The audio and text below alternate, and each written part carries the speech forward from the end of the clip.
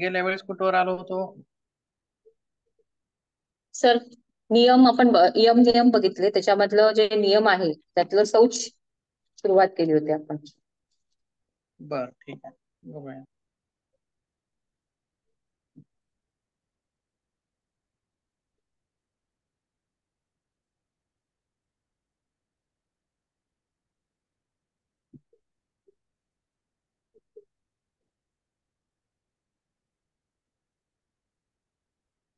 म्हणजे ब्रह्मचर्य संपलं होतं का? हा सर, यम झाले होते, सगळे नियम चालू केले होते. ठीक आहे, ब्रह्मचर्य अस्तेय झालं होतं, नियम चालू केले होते आपण. ठीक आहे, चालतंय. ब्रह्मचर्य पूर्ण संपलं होतं वाटतं, नियमाला आपण नंतर चालू करू असं झालंय. ठीक आहे. तर चालू करूयात. मग याच्याबद्दल एक थोडस सांगायचं होतं. ब्रह्मचर्यामध्ये आपण काय काय सांगितलं हो? ताणतणावाखाली व्यक्ती वाईट गोष्टीकडे वळतात, जसे की अल्कोहोल, धूम्रपान, कॅफिन वगैरे. बरोबर आहे? म्हणजेच हो. संयम ठेवण्याविषयी ब्रह्मचर्य आपण बोललेलं आहे. मग हे दुप्पट वाढवणारे आहेत. त्याच्याबद्दल एक इमेज बघायची होती आपल्याला, बघूयात. ताणाला अधिक करणारे आहेत, डबल करणारे आहेत. ट्रेस बकेट म्हणून एक हे आहे. बघा, हे काय आहे हो? बकेट आहे, बरोबर आहे. हिचं नाव काय आहे? The stress bucket. आणि त्याच्यामध्ये वेगवेगळे स्ट्रेसर्स म्हणजे तणावाची कारणं आहेत. आणि ती कारणं काय काय आहेत? भरपूर अशी आहेत. वेगवेगळी थेंब जी दाखवलेली आहेत ती काय आहेत? तणावाची वेगवेगळी कारणं आहेत. मग ही तणावाची कारणं कुठं पडत आहेत? येऊन या बकेटमध्ये पडत आहेत, बरोबर आहे. आणि त्याचसोबत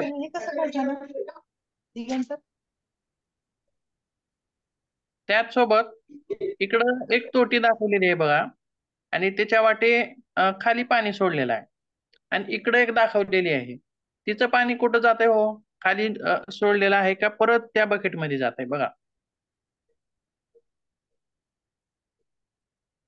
कुठं जात आहे?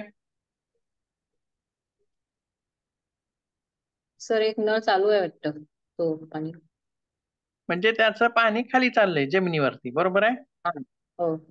आणि दुसरं जे नळ आहे त्याचं पाणी, त्याचं पाईप कुठे गेलाय परत हो? बकेटमध्ये गेलाय. परत बकेटमध्ये गेलाय, बरोबर आहे. म्हणजे हे हम्म. काय असेल हो? आता बघा, आपण ताणतणाव निर्मितीमध्ये ताणतणाव दूर करण्यासाठी चांगले काही उपाय आहेत. काय उपाय कसे आहेत? चांगले आहेत. जसं की योगाचा अवलंब करणं, संगीत ऐकणं, गाणे म्हणणं आणि निसर्गामध्ये फिरणं.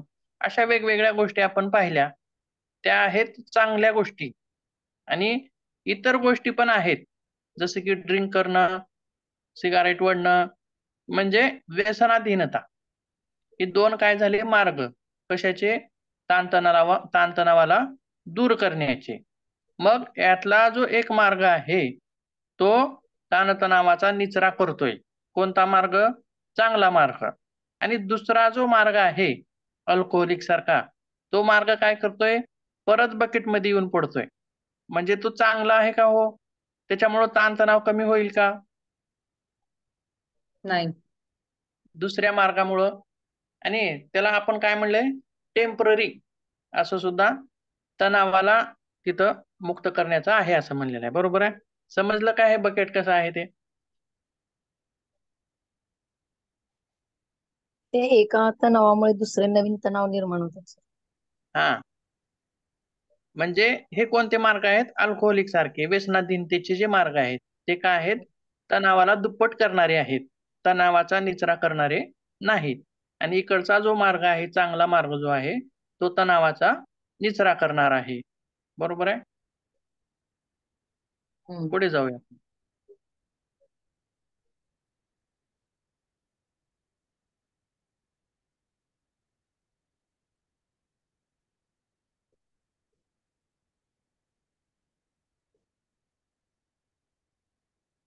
तर नियमांचा संदर्भ कसा लावता येईल आपल्याला इथं, बघूया.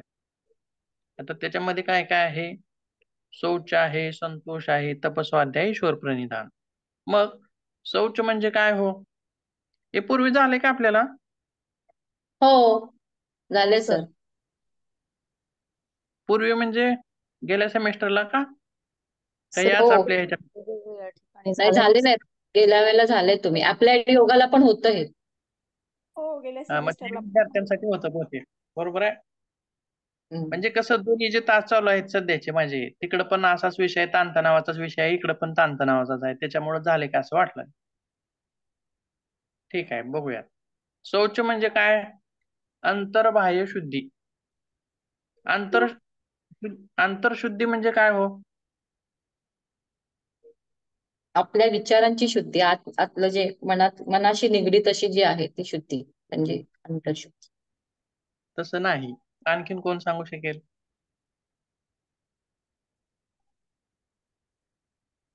बरं, बाह्य शुद्धी शुद्धी ज्याच्यामध्ये शुद्धी, आतून पोटाच्या आतून आतड्यांची शुद्धी वगैरे आंतरशुद्धी होऊ शकते. बघा, आता अंतर्बाह्य म्हणजे काय? बाह्य शुद्धी म्हणजे शरीर आपण साबण वगैरे लावून स्वच्छ करतो, आंघोळ करतो, नख काप नख कापतो, केस कापतो, म्हणजे शरीराला स्वच्छ ठेवण्याचा प्रयत्न करतो. हे झाली बाह्य शुद्धी. आंतरिक शुद्धी म्हणजे आतल्या बाजूने शुद्धी कशी करायची. तर योगी लोक हे काय करतात, आतून सुद्धा शुद्ध करतात. कसं? त्याच्यासाठी काय आहेत? षटकर्म आहेत. जसे की दौती आहे, बस्ती आहे, नेती आहे. नेती काय करते? नासिका मार्गाची आतून शुद्धी करते. तसंच दौती काय करते?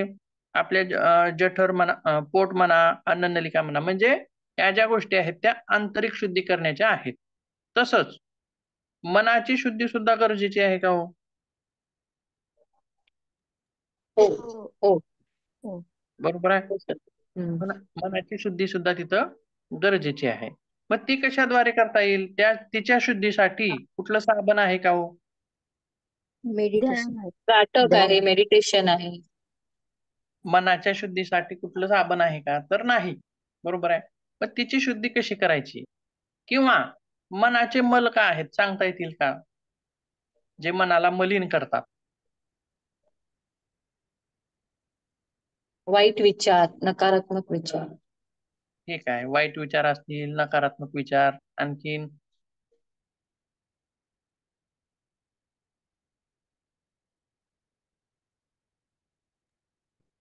आणखीन काय सांगता येईल? स्वतःला सतत दोष देणं, आत्मटीका. ठीक आहे. आत्मटीका. हा.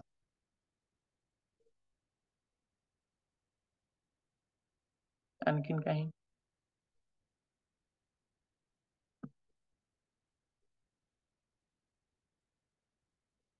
एक मिनिट, दुसरे हे बघूयात, म्हणजे सांगतो मी त्याच्यामध्ये.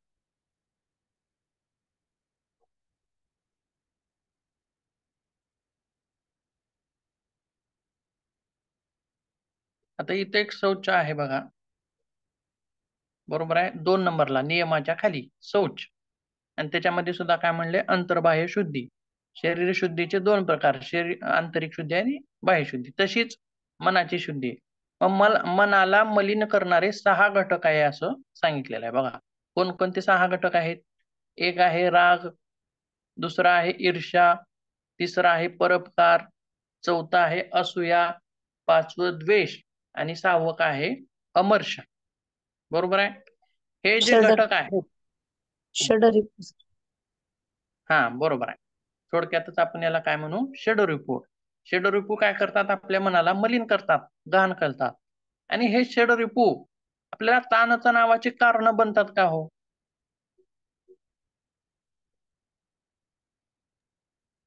हो सर. हो. बरोबर आहे. सहजच आहे. त्याच्यातला बघा एक थोडक्यामध्ये बघूयात. राग जो आहे बघा, राग कशाचा आहे? तर सुखाच्या मागे धावणे किंवा केवळ सुखाचीच अपेक्षा करणे. म्हणजे बघा, आपण जीवन जगताना 2 गोष्टी आपल्या समोर येतात.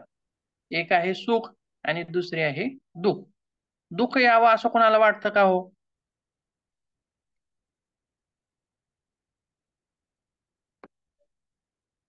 सांगा. नाही. नाही. नाही सर. हा, दुःख यावं असं कोणाला वाटतं का? कोणालाच वाटत नाही. मग प्रत्येकाला काय वाटतं? फक्त सुख यावं. आपल्या आयुष्यामध्ये जन्मल्यापासून मृत्यूपर्यंत फक्त सुखच यावं, असं शक्य आहे का पण हे? नाही. शक्य नाही. म्हणजे चढ आणि उतार हे दोन्ही आपल्या आयुष्यामध्ये येतात. सुख पण येतं, दुःख पण येतं. परंतु मग ह्या दोन्ही गोष्टी येताना आपण फक्त सुखाच्याच मागे धावतो.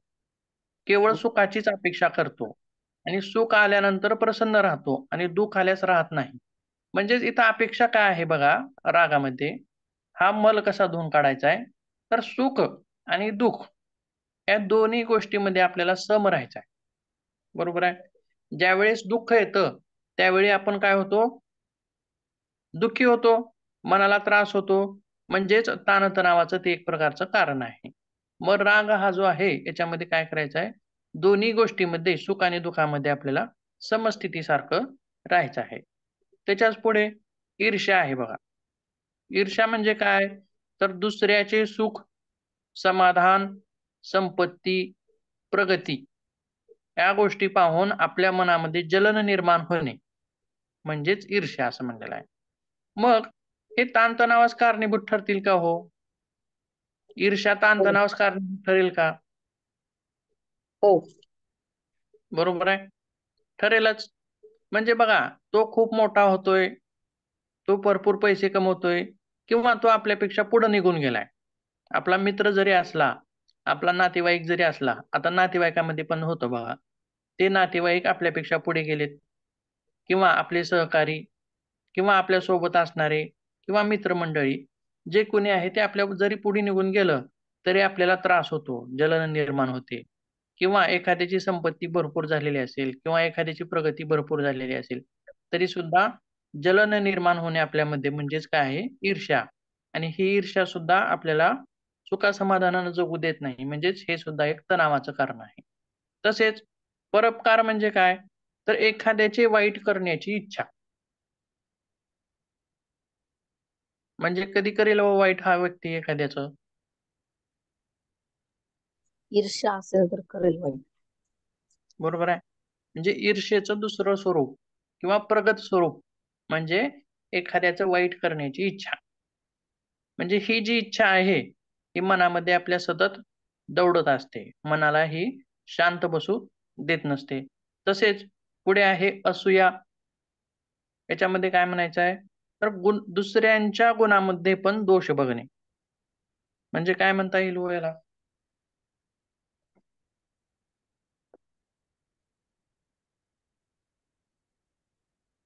दुसऱ्यांच्या गुणामध्ये पण दोष बघणे. म्हणजे उदाहरण काय सांगता येईल?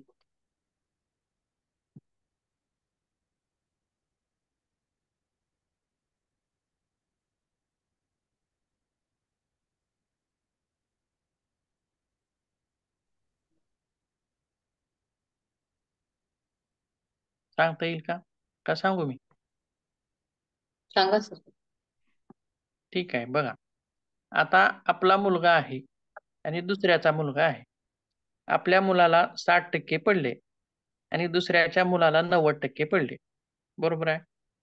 मग त्या दुसऱ्याच्या मुलाला जरी 90% पडले असले, तरी ते आपल्याला सहन होतात का? तर त्याच्याबद्दल आपण काय म्हणतो, की बघून लिहिलं असेल, कॉपी करून लिहिलं असेल, असं म्हणू शकतो का? होतं का असं? हो असं सर. होतं का? बरोबर आहे. जळणे हे हां. एक म्हणजे साध्या मराठी नको जळणे एखाद्यावर जळणे. तो काय आहे दुसऱ्या व्यक्तीचा चांगला गुण आहे. त्यानं चांगले मार्क्स मिळवलेत. बरोबर आहे. परंतु त्याच्या गुणामध्ये पण आपण काय बघतोय? दोष बघतोय. हेच याला म्हणायचं आहे असूया. तसेच द्वेष म्हणजेच काय? ईर्ष्या, तिरस्कार, घृणा आणि हा द्वेष काय करतोय? शत्रुत्वाला जन्म देणारा आहे. आणि ही ईर्ष्या, तिरस्कार, घृणा ह्या गोष्टी मनामध्ये सतत सतत चालणाऱ्या आहेत. बरोबर आहे. ती व्यक्ती जर दिसली, तर द्वेष कोणाचा निर्माण होतो आपल्या मनामध्ये? किंवा द्वेष ज्याच्याबद्दल आहे, ती व्यक्ती दिसली, की परत आपल्या मनामध्ये द्वेष किंवा ईर्ष्या निर्माण होते. म्हणजे या क्रिया परत परत घडणाऱ्या आहेत. तसेच काय म्हणले बघा, द्वेष भावना मनात जपणारी व्यक्ती समोरच्या व्यक्तीच्या चुकाच्या प्रतीक्षेत असते. बरोबर आहे का हो? हो सर. समोरचा कधी एकदा चूक करेल आणि मी त्याला कधी एकदा रागवू किंवा मी कधी एकदा त्याला शिक्षा देऊ. बरोबर आहे. म्हणजेच हो. ही मनामध्ये मनाला मलिन करणारी गोष्ट आहे. तसेच द्वेष ही भावना मनाला स्वस्थ बसू देत नाही. बरोबर आहे. म्हणजे हे झाले मनाचे मल. बरोबर आहे. आणि हे जे मल आहेत ते काय करतात, मनाला स्थिर बसू देत नाही. मग मनाचे मल कशाद्वारे काढून टाकायचे आहेत आपल्याला? योगाद्वारे. योगातील कोणता अभ्यास आता आपण पाहतोय तो? शौच नियम. शौच नावाचा अभ्यास. जसं की शरीराची अंतर्बाह्य शुद्धी आपण करतो शौचामध्ये, तसेच म्हणजे मनाची सुद्धा शुद्धी करणं तिथं गरजेचं आहे, हे आपल्याला इथं दाखवायचं आहे शौचामध्ये. बरोबर आहे.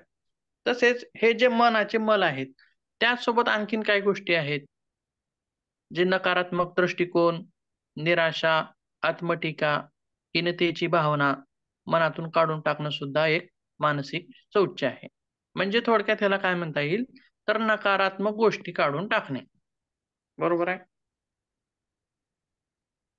आणि या नकारात्मक गोष्टी आपल्या मनावर परिणाम करणाऱ्या असतात. तसंच पुढे आणखीन काय म्हणले बघा, मी हे करू शकत नाही किंवा मला हे जमत नाही, मला अशक्य आहे, एवढा वेळामध्ये होईल का? अशी आत्मटीका सुद्धा या ठिकाणी टाळली पाहिजे.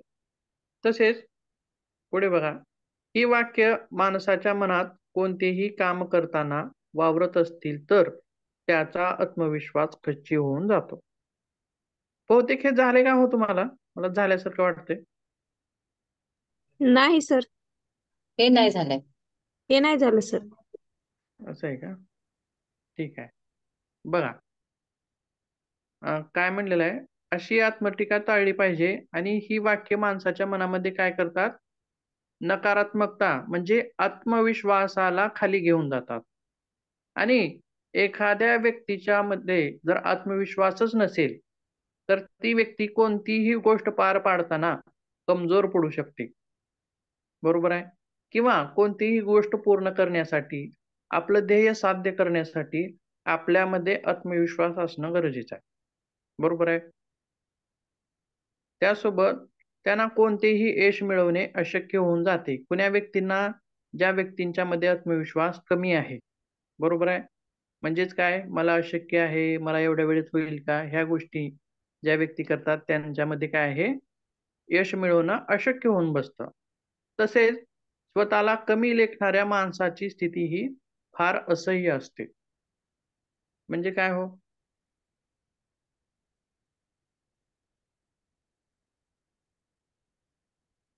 असह्य कशाला म्हणता येईल?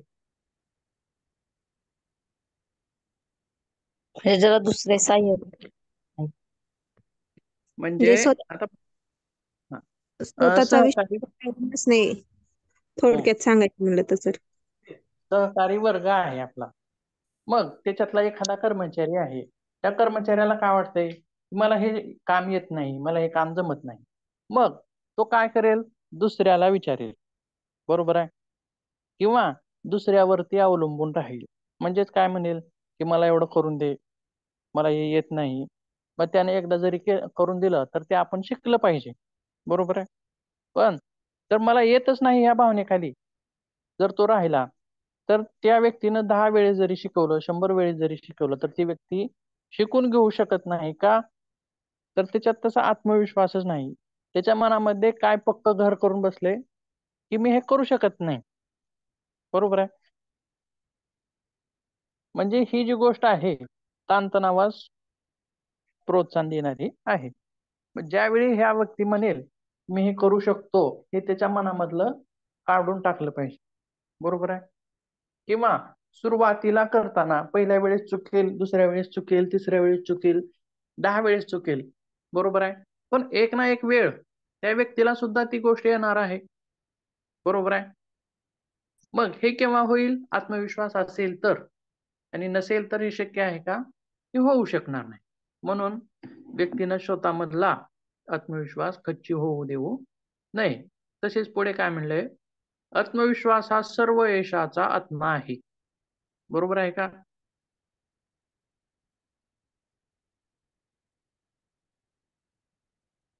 हो सर, बरोबर आहे.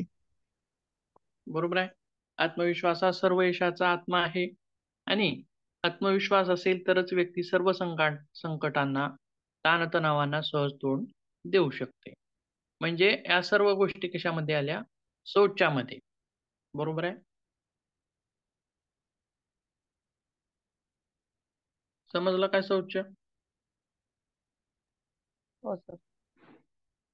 पुढे बघूयात मग.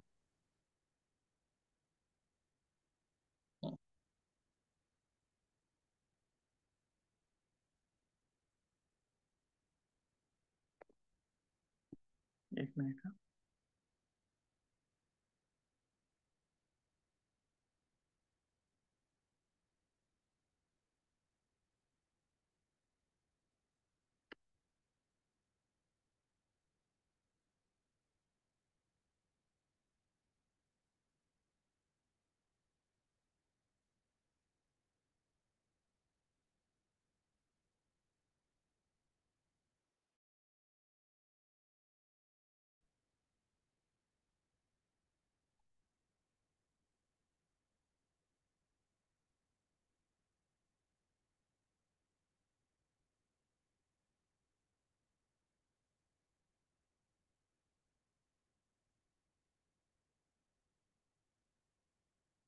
आवाज येत नाही सर तुमचा.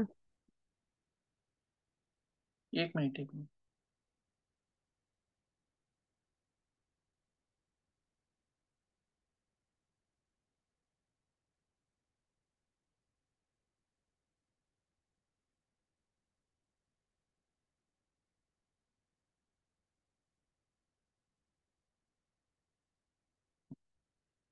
दिसते का ही इमेज?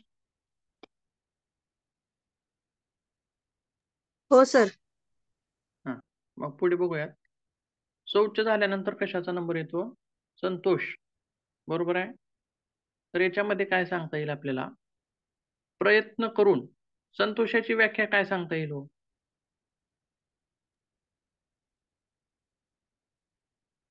तर संतोष म्हणजे समाधान. ठीक आहे. आणखीन काय सांगता येईल?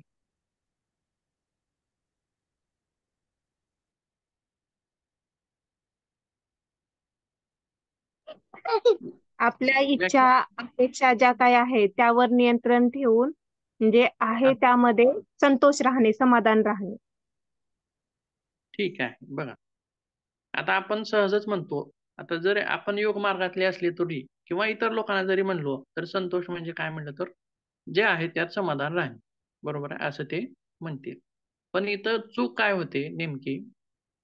तर जे आहे त्यात समाधान राहणे अशी संतोषाची व्याख्या नाही. म्हणजे काय? आता समजा आपण गरीब आहोत, तर पुढे पण गरीबच राहावं का हो आपण? श्रीमंत व्हायला नको का कधी? बरोबर आहे. किंवा ज्या परिस्थितीत आहे, त्या परिस्थितीतून प्रगती करावं का नाही आपण? करायला पाहिजे. बरोबर आहे. की मी आता गरीब आहे आणि यातच माझं समाधान आहे, संतोष आहे, असं म्हणून चालतं का? ही संतोषाची व्याख्या होईल का? बरोबर आहे. तर बघा, नेमकं काय म्हणता येईल? प्रयत्न करून जितके मिळेल त्यात संतुष्ट असणे म्हणजे संतोष. बरोबर आहे. की एखादं कार्य करून किंवा प्रयत्न करून, आपण प्रगती करून जेवढं मिळेल त्यात समाधान. परंतु आहे त्यात समाधान आहे असं नाही. प्रयत्न केले पाहिजेत आणि त्याच्यातून जे मिळेल, जितकं मिळेल त्यामध्ये संतुष्ट असणं गरजेचं आहे. तर पुढे काय म्हणले बघा, आपल्या इच्छा, आकांक्षावरती नियंत्रण ठेवा. एखाद्याला पुरस्कार, आता बघा आपण योग मार्गाशी याच्या संबंधित बघतोय, की हा ताणतणाव कशा संबंधित बघतोय? औद्योगिक क्षेत्राशी संबंधित बघतोय. मग औद्योगिक क्षेत्रामध्ये असंही कधी होऊ शकतं, की एखाद्या व्यक्तीला जर पुरस्कार मिळाला, बरोबर आहे, तर दुसरी व्यक्ती निराश होऊ शकते का? दुसऱ्या व्यक्तीवरती ताण येऊ शकतो का? बरोबर आहे.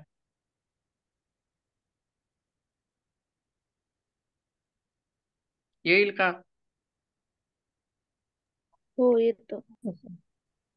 बरोबर आहे. म्हणजे तो पुढे गेला. एखाद्याला पुरस्कार मिळणे म्हणजे स्वतःला त्रास करून घेऊ नये. का हो? हा पण व्यक्ती काम करतोय. आता प्रत्येक व्यक्तीचा एकच नंबर येईल का हो? नाही. कुणाचा 1 येईल, कुणाचा 2 येईल, कुणाचा 3 येईल. परंतु आता ह्या 2 नंबर आलेल्या व्यक्तीनं प्रयत्न केले नाहीत का हो? केलंय सर. पण बरोबर आहे. सगळ्यांचा म्हणजे एकच नंबर नाही येऊ शकत ना. काय म्हणला? सगळ्यांचा एकच नंबर नाही येऊ शकत ना. प्रयत्न हे सगळेच करतात. हं. आता टीम वर्क असताना सुद्धा प्रयत्न सगळेजणच करत असतील. सगळ्यांनी प्रयत्न केलेला आहे. परंतु 1 नंबर सगळ्याचा येणं शक्य नाही. कुठेतरी थोडंफार कमी पडलेलं आहे. 2 नंबरनं प्रयत्न केलेत असे नाहीत. त्यानं पण प्रयत्न केलेला आहे, पण थोडंफार कुठेतरी कमी पडलंय. मग या 2 नंबरच्या व्यक्तीनं 1 नंबरच्या व्यक्तीला पुरस्कार मिळाला आहे, म्हणून आपल्याला त्रास करून घेणं तिथं महत्त्वाचं नाही किंवा त्या व्यक्तीने त्रास करून घेऊ नये. म्हणजेच काय, 2 नंबरच्या व्यक्तीनं आपण प्रयत्न करून सुद्धा जितकं मिळालंय, त्यामध्ये समाधान असणं म्हणजेच त्याला काय म्हणायचं आपल्याला, संतोष असं म्हणायचं आहे. बरोबर आहे? मग संतोषी जीवन असेल तरच व्यक्ती समाधानी राहू शकतो. किंवा आपल्यापेक्षा मोठ्याकडे पाहून जगावं का छोट्याकडे पाहून जगावं? छोट्याकडे दुःख हे छोटं. छोट्याकडे. छोट्याकडे बघा, पाहून जग. आता 1 पायाचा व्यक्ती आहे. त्याच्याकडे 2 पाय नाहीत. मग त्यानं 2 पायाकडे बघून जर जगला, तर त्याला त्रास होईल. बरोबर आहे? आणि ज्याच्याकडे दोन्हीही पाय नाहीत, अशाकडे बघून जगला, तर तो आनंदी राहील. बरोबर आहे? हो. म्हणजेच जगताना काय केलं पाहिजे? आपल्यापेक्षा छोट्याकडे बघून जगलं पाहिजे. म्हणजेच याला सुद्धा आपल्याला काय म्हणता येईल हो? संतोष म्हणता येईल. बरोबर आहे? तसेच बघा पुढे काय म्हणते, जितकं शक्य होईल तितके करा, अतिरेक टाळा, कामाच्या आहारी जाऊ नका. म्हणजे काय? आता समजा 1 नंबरचा व्यक्ती आहे, 2 नंबरचा आहे, 3 नंबरचा आहे आणि 10 नंबरचा एक आहे. बरोबर आहे? म्हणजे आज 10 नंबर का आला त्याचा? त्यानं प्रयत्न केला नाही का? त्यानं पण प्रयत्न केलाय. पण त्याची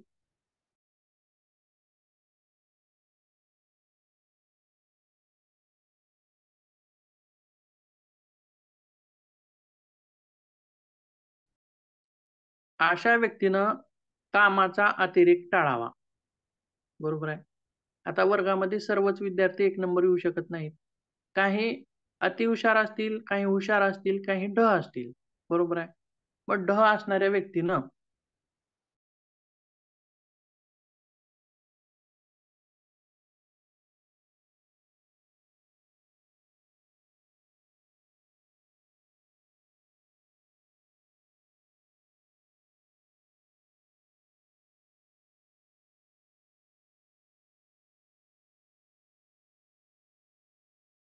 किंवा तर पुढे बघूयात. तप. तप कशाला म्हणता येईल मग?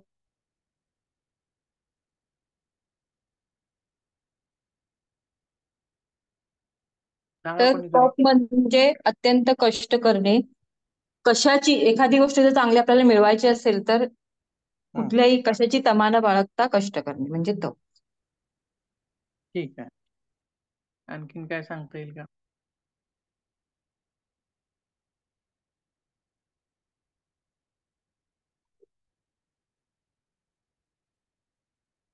सांगता येईल कुणाला?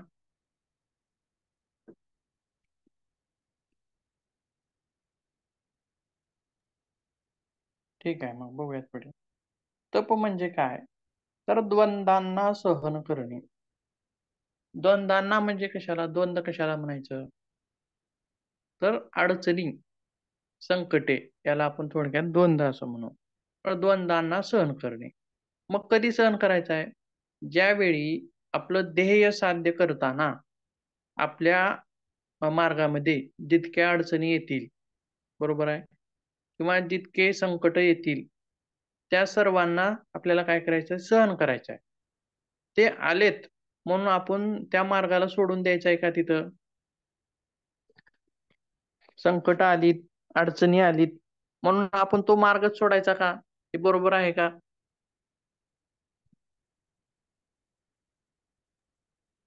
नाही. बरोबर नाही. कारण जर आपण वाटेतच जर मार्ग सोडला संकट आल्यामुळं, तर आपलं ध्येय पूर्ण होईल का? साध्य होईल का? तर साहजिकच आहे, ते साध्य होणार नाही, शक्य होणार नाही. मग तपाची सवय आपल्याला लावून घेतली पाहिजे. जीवन जगताना कोणतीही गोष्ट असेल, छोटी गोष्ट असेल, मोठी गोष्ट असेल, आपण जगताना काही आपण जे कार्य करतोय, ते करताना जर संकट किंवा अडचणी आल्या, तर ते कार्य आपण तिथंच सोडून देऊ नये. आलं लक्षात? तर ज्यावेळी पहिलं संकट येईल किंवा अडचण येईल पहिली, तर तिला सॉल्व्ह करा, सोडा. मग पुढे जाता परत दुसरी अडचण येईल, मग तिला पण तिथं सॉल्व्ह करा. परत तिसरी येईल, चौथी येईल, पाचवी येईल, अशा अडचणी बऱ्याच येतील. मग पहिली अडचण आली किंवा अडचण आली म्हणून तिथंच आपल्याला ते कार्य सोडायचं नाही. अशा अनेक अडचणी येणार आहेत. अशा अनेक अडचणींना तोंड देत देत आपल्याला मार्गक्रमण करायचं आहे आपल्या ध्येयापर्यंत. मग पुढे काय म्हणले बघा, अडचणींना आनंदपूर्वक, आता तपाची व्याख्या देताना बघा काय, अडचणींना सामोरे जाताना व्यक्ती दुःखी होईल का आनंदी असेल हो? दुःखी असेल दुःखी तर. असेल, दुःखी. बरोबर आहे. साहजिकच आपल्याला अडचण आली म्हणून आपण काय दुःखी होऊ. काहीतरी समस्या आली, आपलं एखादं काम पूर्ण करताना काहीतरी मध्ये समस्या आली, तर आपण निराश होऊ.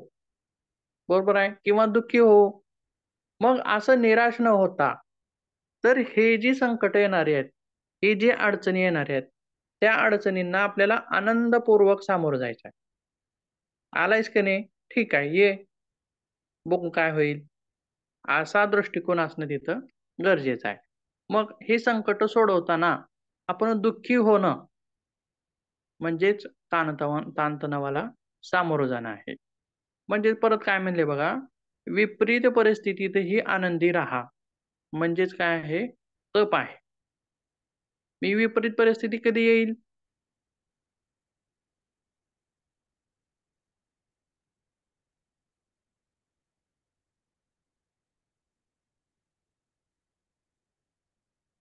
सांगा.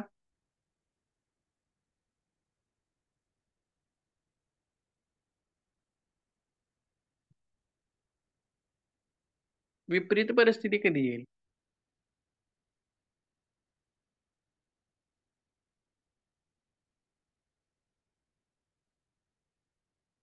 ठीक आहे, पुढे जाऊया. विपरीत परिस्थिती कधी येईल? तर काम करताना येईल. आपण कामच करत नसलो, बरोबर आहे. संकट कधी येतील? काम करताना संकट येतील. पुढे बघूयात. कर्मचारी म्हणून काम करताना त्याच्या समोर अनेक अडचणी येतात. विपरीत परिस्थिती निर्माण होते, संकट येतात. पण अशा परिस्थितीत डगमगून न जाता, दुःखी न होता, स्थिर राहून त्या परिस्थितीचा सामना करावा. तसेच आपले कार्य नियमित चालू ठेवावे. संकट आलीत म्हणून ते कार्य बंद करायचं नाही. तसेच पुढे काय म्हणले, परिस्थितीवर नियंत्रण ठेवा. प्रत्येक समस्येवर नेहमी उपाय असतो. बघा, हे जे वाक्य आहे, हे सगळ्यात महत्वाचं आहे. समस्या जीवनामध्ये कितीही येऊ द्या, त्या समस्येवर अशी कोणतीच समस्या नाही, त्यातच त्या समस्येला उपाय नाही. ज्यावेळी समस्या उद्भवते, त्याचसोबत उपाय सुद्धा उद्भवत असतो. बघा कसं, जन्म आहे तर मृत्यू पण आहेच. व्यक्ती जन्मला म्हणजे त्याचा मृत्यू होणारच आहे. कधी ना कधी होणार आहे. लवकर होईल किंवा उशिराने होईल. तसंच आपल्यामध्ये समस्या निर्माण झाली, की समस्या पण नष्ट पावणार आहे. मग त्या नष्ट पावण्यासाठी तिला कधी वेळ लागेल किंवा ती लवकर नष्ट पावेल. म्हणजेच समस्या निर्माण झाली म्हणून आपण दुःखी न होता पुढे चालणं महत्वाचं आहे. कारण प्रत्येक समस्येला उपाय हा असतो. तसेच कामाचं अनिश्चित स्वरूप किंवा कामाचा बोजा, याच्यामध्ये ताणतणाव कसं, मग याच्यामध्ये तप कसं आपल्याला दाखवता येईल हो? ज्या ठिकाणी अनिश्चित स्वरूपाचं काम असेल किंवा कामाचा बोजा असेल, इथं तप उपयोगाला पडेल का?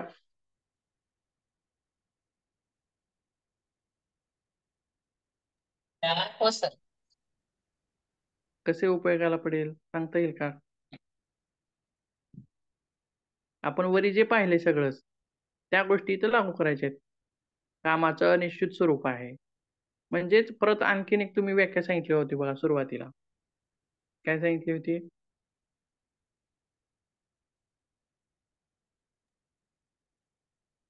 म्हणजे आठवते का? अत्यंत कष्ट करणे हा, ना सर तपाची.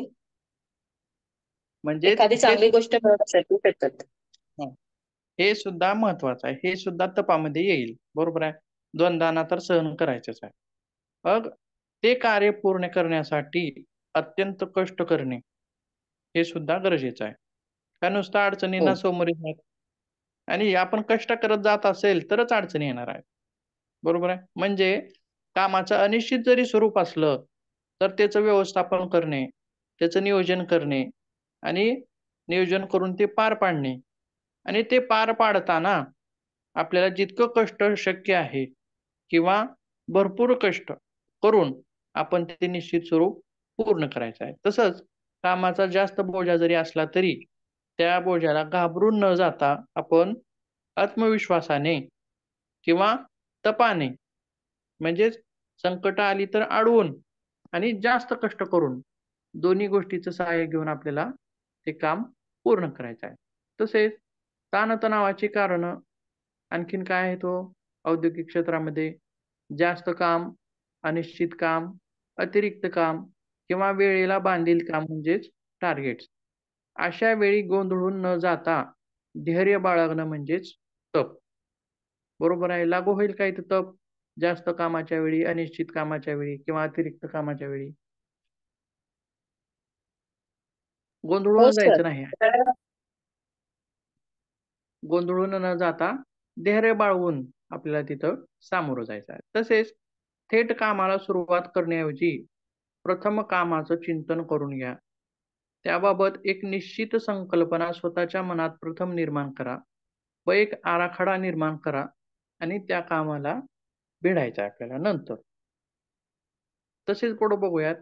अपयश सहजतेने घ्या. प्रत्येक काम करताना किंवा टार्गेट पूर्ण करताना ऑफिसमधली सर्व कामं करताना सर्व कामं आपली योग्यच होतील का हो? चुकीचं एखादं पण होणार नाही का? होऊ शकतं सर. चुकीचं पण होऊ शकतं काय काय. किंवा एखादं टार्गेट आपल्याला पूर्ण करायचं आहे. मग बरीच टार्गेट आपण पूर्ण केलेली आहेत. पण असं एखादं बी टार्गेट असणार नाही का? ते पूर्ण होणार नाही आपल्याकडून? हो सर. असणार होऊ आहे. शकतं.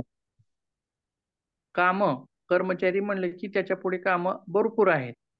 आणि ही सर्व भरपूर कामे करताना आता 10 कामं आहेत. 10 पैकी 7 कामं आली आणि 3 कामं चुकली. असं होऊ शकतं. त्या 10च्या 10 पूर्ण येतीलच असं आहे का? नाही. व्यक्ती हा काय आहे? चुकीचा पुतळा आहे. कधी-कधी चुका पण होतील आणि ही कामं पूर्ण करताना कधी-कधी त्याच्या वाटेला अपयश पण येईल. बरोबर आहे. मग हे अपयश जे आहे, त्या अपयशाला खचायचं नाही. त्या अपयशाला न खचता पुढे जाणं म्हणजे सुद्धा काय आहे? तप आहे. आता 10 कामापैकी 7 कामं आली आणि 8वं काम चुकलेलं आहे.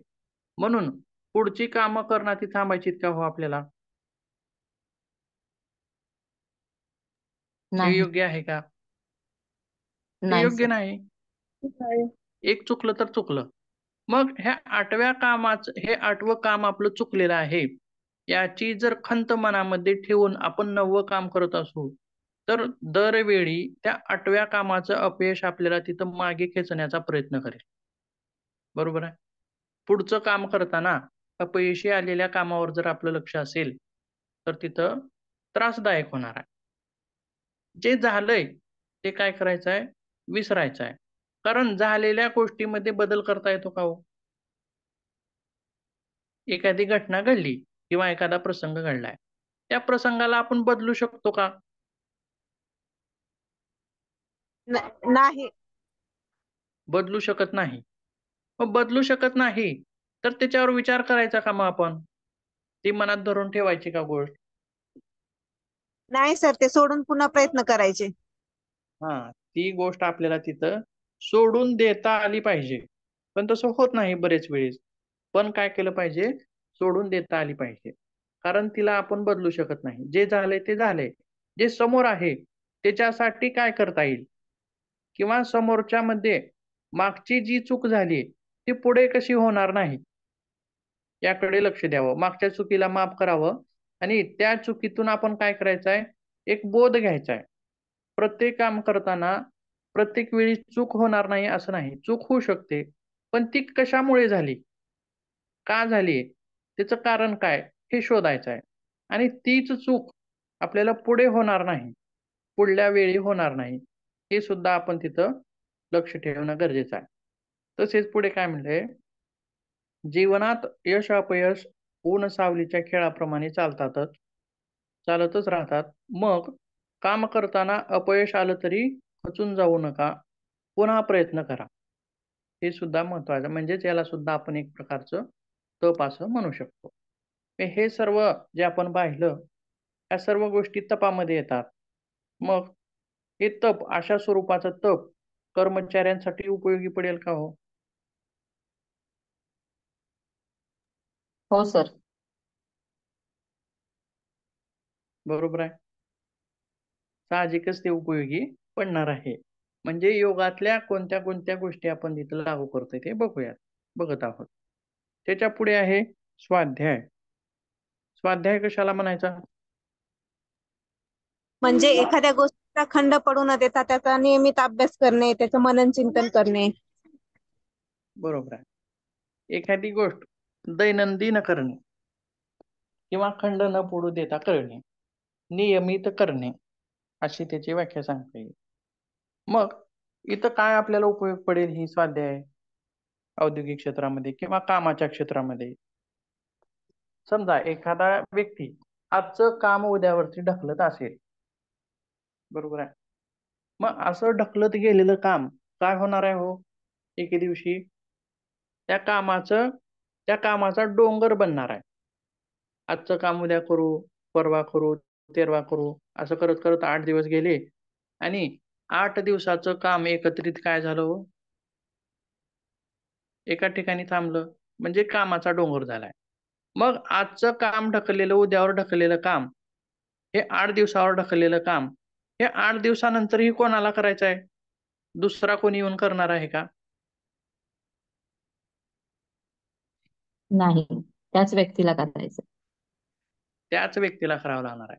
आज पण त्याच व्यक्तीला करावं लागणार आहे आणि 8 दिवसानंतर पण त्याच व्यक्तीला करावं लागणार आहे. मग आज केल्यास सहज सोपं जाईल का 8 दिवसानंतर करणं सोपं जाईल हो? दररोजच्या दररोज करणं सोपं जाईल. हां. आजचं काम आजच जर केलं, तरी कामाचं बर्डन त्या व्यक्तीवरती येणार नाही. पुठ्ठेच्या पुठ्ठे कामाचे पुठ्ठेच्या पुठ्ठे एकत्र होणार नाहीत. म्हणजेच ते अनिश्चित स्वरूप झालं कामाचं. तिथं व्यवस्थापन नाही. स्वाध्याय म्हणजे काय? तर आजचं काम आजच करा. उद्यावरती ढकलू नये. कर्मचाऱ्यासाठीच उपयोगी पडणार नाही हे, तर हे सर्वांसाठीच उपयोगी पडतंय. बरोबर आहे? आणि डोंगर झालेले काम सांभाळताना मात्र त्रास होतो. त्यावेळी मात्र तणाव येईल का हो? 8 दिवसाचं काम एकदाच करताना. हो सर, येणार. बरोबर आहे. आता काही लोक काय करतात, काहीतरी कारण शोधतात आणि सुट्टी घेण्याचा प्रयत्न करतात.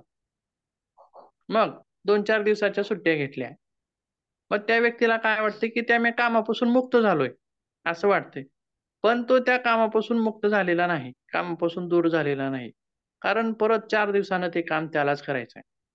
म्हणून अशी सवय ठेवा ऑफिसमध्ये हे ते, की आजचं काम आजच करून घ्या. कामापासून पळू नका. कामाला पूर्ण करण्याचा प्रयत्न करा. कामाला जवळ करा. हे झाला स्वाध्याय. मग ईश्वर प्रणिधान याला काय म्हणलेलं आहे? ईश्वराची आराधना. ईश्वराची आराधना किंवा ईश्वराला शरण जाणे. बरोबर आहे. मग फक्त ईश्वराला शरण जाणे असं होईल का? आता बघा आपण ईश्वराला तर शरण जातोय. मग दैनंदिन जीवनामध्ये कामं करताना आपण एखाद्याला उसनं मागणं हे चुकीचं आहे का? मागावं हो पण सर. लागतं. मागावं पण लागतं. बरोबर आहे. किंवा मी खूप श्रेष्ठ आहे. मी एखाद्याकडं मागणं किंवा मी एखाद्याकडून माहिती घेणं किंवा मी एखाद्याकडून त्या कामाबद्दल माहिती घेणं, हे जर ते करू शकत नसेल, त्याच्या कामामध्ये समजा अडचण येत आहे एखाद्या कामामध्ये आणि त्याच्या ॲटिट्यूड पोटी, गर्वापोटी तो व्यक्ती काय करतोय, दुसऱ्याकडून माहिती घेण्याचं टाळतोय. मग असं केल्यामुळं त्याचं काम पूर्ण होणार आहे काय हो? त्या कामाचा तणाव, त्या कामाचा दबाव त्या व्यक्तीवरती येईल का? त्याला येतच नाही काम ते. आता शाळेमध्ये सुद्धा बघा, सरांनी शिकवलेलं असेल, तर आपल्याला जर समजत नसेल, तर आपण काय करतो? आपल्या मित्राला विचारतो. बरोबर आहे. मग त्या मित्रानं जर सांगितलं तर आपल्याला सहज समजून जातं. पण आपल्या जर गर्भापोटी आपण जर आपल्या मित्राला नाही विचारलं, तर तो जो मुद्दा आहे, तो तसाच राहून जाईल का हो? का पूर्ण होईल?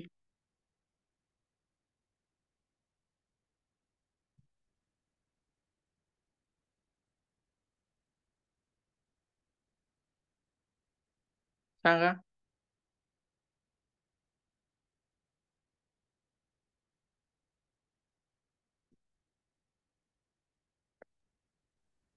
आहे का कोणी? हा सर. आहोत बरोबर सर, आहे. आहोत. हो. आज आज रिप्लायच देत नाही तुम्ही लवकर. नाही नाही सर, जरा नेटवर्कचा प्रॉब्लेम होतोय ना थोडा थोडा इकडे. कशाचा नेटवर्कचा होय? बरं ठीक आहे. मला त्याच्यामुळे. वाटलं आज थकलात काय? राम नाही सरांचं लेक्चर. हां, तर बघूयात. म्हणजे ईश्वर परिज्ञान म्हणजे काय? तर काम करताना आपल्यामध्ये इतरांकडून माहिती घेणं, ते काम कसं करावं याच्याबद्दल माहिती घेणं, हे सुद्धा गरजेचं आहे. हे ईश्वर परिज्ञानामध्ये मोडेल का? किंवा एखाद्याला पुढे शरण जाणे, हे सुद्धा म्हणजेच ईश्वर प्रणिधान. प्रत्येक वेळी ईश्वराला शरण जातो का आपण? नाही. आणि एखाद्या अडचणीमध्ये जर एखाद्या व्यक्तीनं आपल्याला मदत केली, तर त्या व्यक्तीला काय म्हणतो हो आपण? देवासारखा धन्यवाद. सापडला हा. देवासारखा सापडलास म्हणतो. एखादी गोष्ट आहे आपल्याला होतच नाही, शक्य होत नाही आणि साहजिकच त्या व्यक्तीने जर ते काम करून दिलं आपल्याला, तर काय म्हणतो आपण त्याला? "तू देवासारखा सापडला." मग त्याच्याकडून मदत घेणं म्हणजे शरण गेल्यासारखं आहे. बरोबर आहे? तर हे झाले यम-नियम, जे आपल्याला औद्योगिक क्षेत्रामध्ये लागू करता येतात. याच्यामध्ये काही अडचण असेल तर सांगू शकता.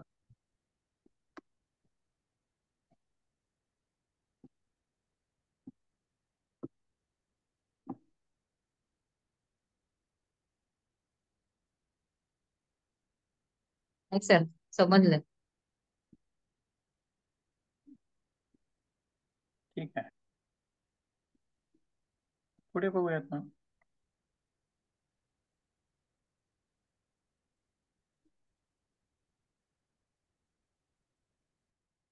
हा ओंकार जाप. याचा कसा ताणतणाव व्यवस्थापनामध्ये उपयोग होईल ते बघूया. बघा काय म्हणलेलं आहे. आता साहजिकच आपण सहजच जरी ओंकाराचं जाप केलो, तरी सुद्धा आपलं मन साहजिकच शांत व्हायला लागतं. बरोबर आहे. तर काही अ, संशोधनापोटी असे निष्कर्ष दिसलेले आहेत, की बघा नैराश्यावर सकारात्मक प्रभाव पडतो. कोणाचा? ओंकाराचा. तसेच मन शांत करण्यास मदत करते आणि नकारात्मक विचाराचे स्वरूप सुद्धा कमी करते. आता बघा, मन शांत असणं किंवा सकारात्मक असणं किंवा नकारात्मक असणं, ह्या गोष्टी किती महत्त्वाच्या आहेत हे आपण बघितल्या हो का आत्ताच मागं? कशामध्ये बघितल्या? शौचामध्ये. बरोबर आहे. सकारात्मक असेल तर पूर्ण करेल काम. शांत असेल तर पूर्ण करू शकेल. पण नकारात्मक असेल तर पूर्ण करू शकणार नाही. मग ओंकार जपानं काय होतं, की मन शांत होतं आणि नकारात्मक जे विचार उठणार आहेत वारंवार, म्हणजे त्याला काय म्हणायचं आहे? कॉन्फिडन्स, आत्मविश्वास. आत्मविश्वास मजबूत करण्यासाठी सुद्धा आपल्याला ओंकार जाप तिथं मदत करणार आहे. तो जो म्हणत आहे की मी हे करू शकत नाही आणि ती व्यक्ती जर ओंकाराचा जाप करणारी असेल दैनंदिन, तर त्याच्यामध्ये एक प्रकारचा आत्मविश्वास जागृत होतो आणि तो नकारात्मकतेपासून दूर राहू शकतो. तसेच पुढे काय म्हणलंय, अधिक सकारात्मक आणि मानसिक स्थितीला प्रोत्साहन देते. म्हणजे ठीक आहे. तसेच पुढे बघूयात, ओम ध्वनीची कंपनं आणि वारंवारता अतिरेकी शांती आणि संतुलनाची भावना वाढवते. बघा, सकारात्मकता, नकारात्मकता आणि मन शांत ठेवणे हे तर गरजेचं आहे. तसेच मनाची स्थिरता, मन काय आहे? अस्थिर आहे. वेगवेगळे विचार मनामध्ये उठत आहे आणि या मनाला स्थिर ठेवणं हे सुद्धा गरजेचं आहे आणि ते कशामधून आपल्याला साध्य होत आहे? ओंकार जपामधून साध्य होत आहे. तसेच पुढे ओम जप, ओम मंत्राचा आणखी एक उच्चार विश्रांतीला प्रोत्साहन देतो. कशाच्या? तर मनाच्या. बघा, मनाला सुद्धा आता जसं की मनाचं शौच बघितलं आपण. शरीराला जशी विश्रांती देतो, तशीच विश्रांती मनाला सुद्धा देणं गरजेचं आहे. आणि ही विश्रांती आपल्याला ओंकार जपामधून देता येते. म्हणजेच विश्रांतीला प्रोत्साहन देणारा आहे ओंकार. तसेच तणाव कमी करतो आणि दुसरी गोष्ट म्हणजे झोपेची गुणवत्ता सुधारते. आता हे किती महत्वाचं आहे बघा. झोपेचे परिणाम कोणाला उद्भवतात हो औद्योगिक क्षेत्रात? तर जे पाळीतील जे बदल आहेत त्याच्यामध्ये आपण बघितलेलं आहे किंवा झोपेचे दुष्परिणाम सुद्धा भरपूर आहेत, ते सुद्धा आपण बघितलेलं आहे. मग झोपेची जर गुणवत्ता सुधारवायची असेल तर तिथं आपल्याला ओंकारचा मदत करणार आहे आणि तसेच आत्मजागरूकता वाढवतो. तर ही आत्मजागरूकता म्हणजे काय हो?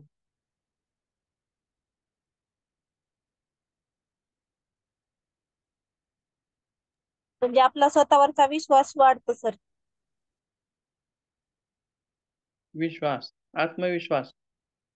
आत्मविश्वास आणि आत्मजागरूकता म्हणजे काय? फरक काय सांगता येईल?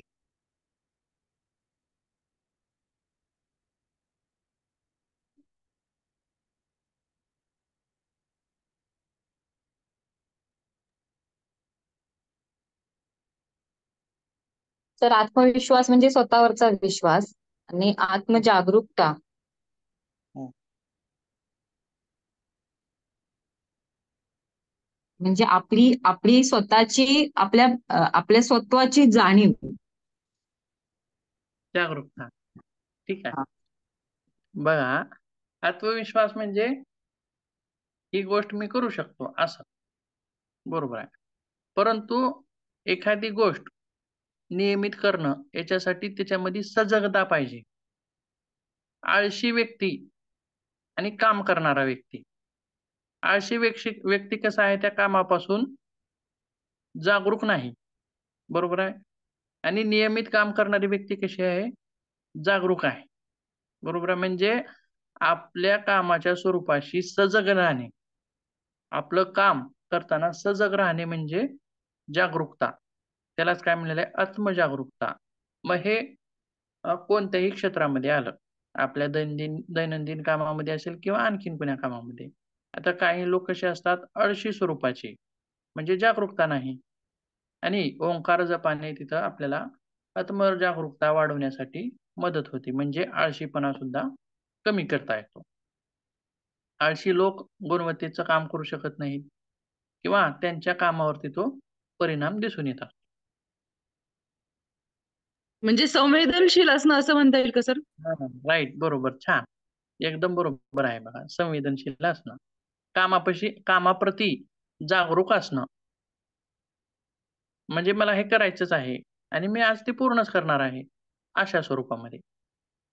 त्याला म्हणायचं आहे आत्मजागरूकता. तर पुढचा जो पॉइंट आहे तो हास्ययोग.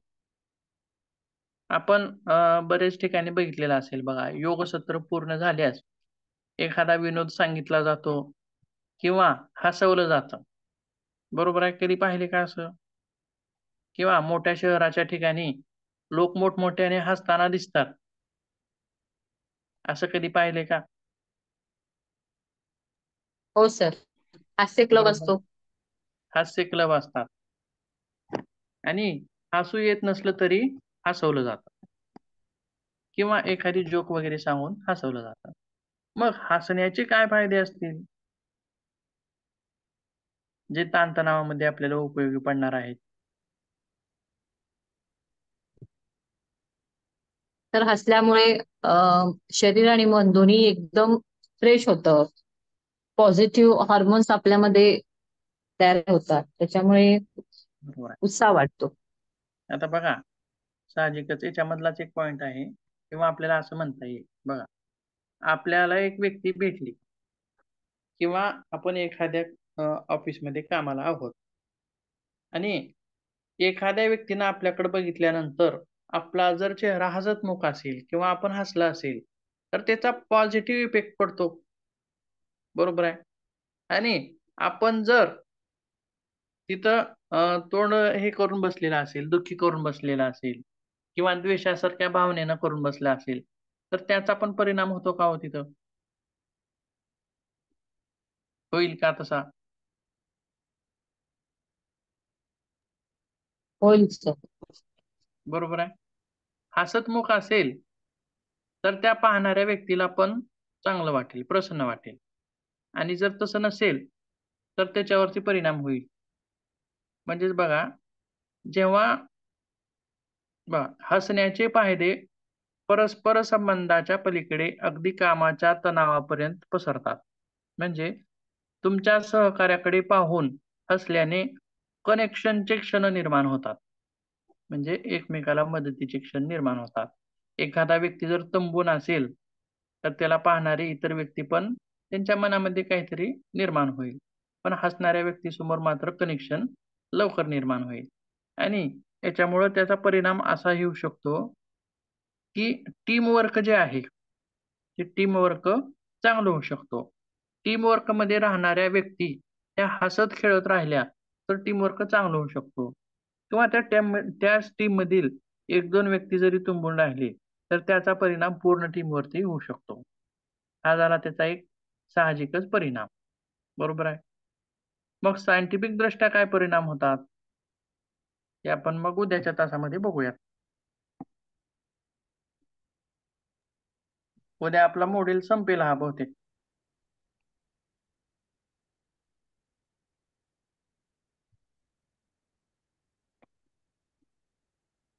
काही अडचण असेल तर विचारू शकता.